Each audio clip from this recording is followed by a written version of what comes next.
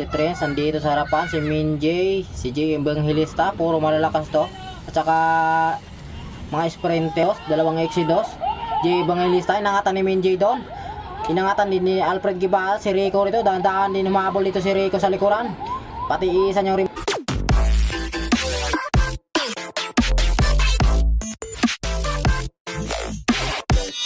So what's up mga master, for today's video dito tayo sa may Mandaluyong City Criterium Race o Opening TV.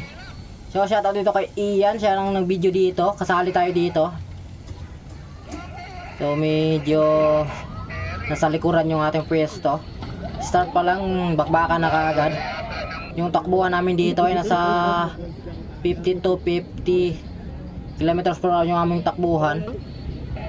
So ito yung ating defending champion, yung itong nasa harapan, si Mr. Black.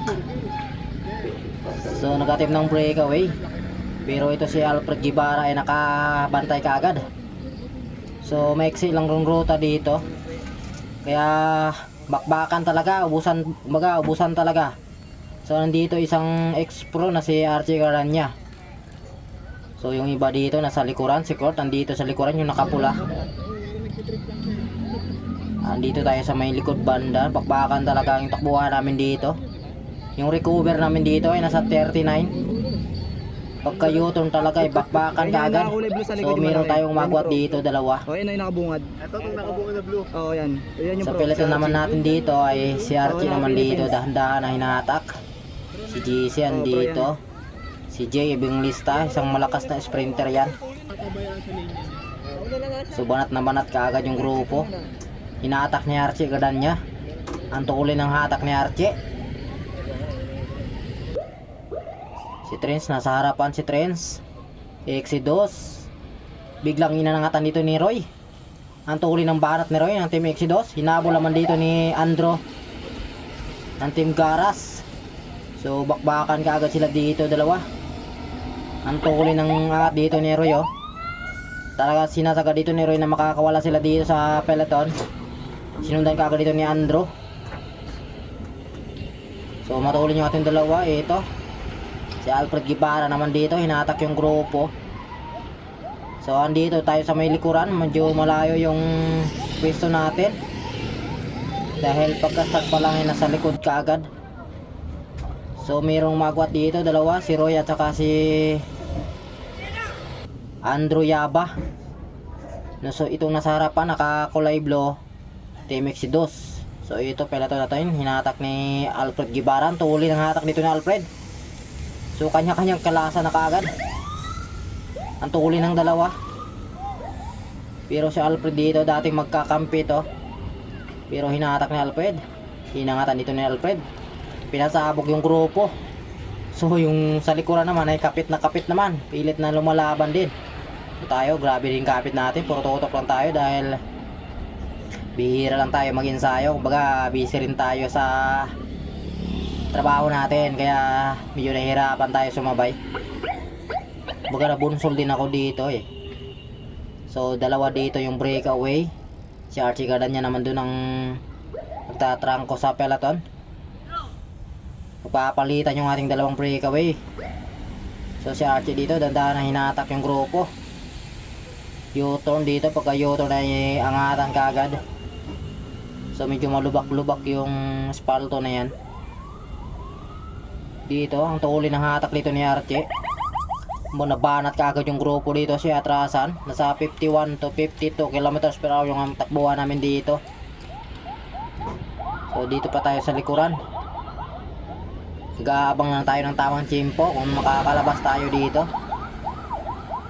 So di pa rin nadidikitan yung ating dalawang breakaway. Matuling.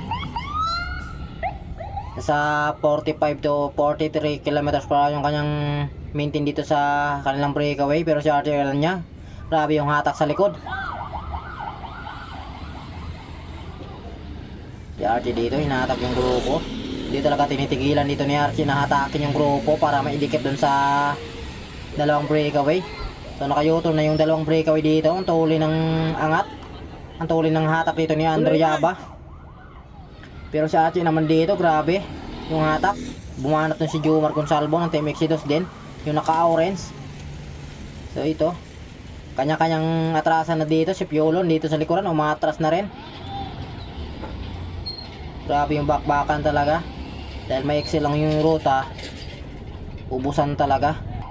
So inabot last lap. Inabot na yung dalawang breakaway. Biglang binanata ni Minjay. Isang sprinter din yan.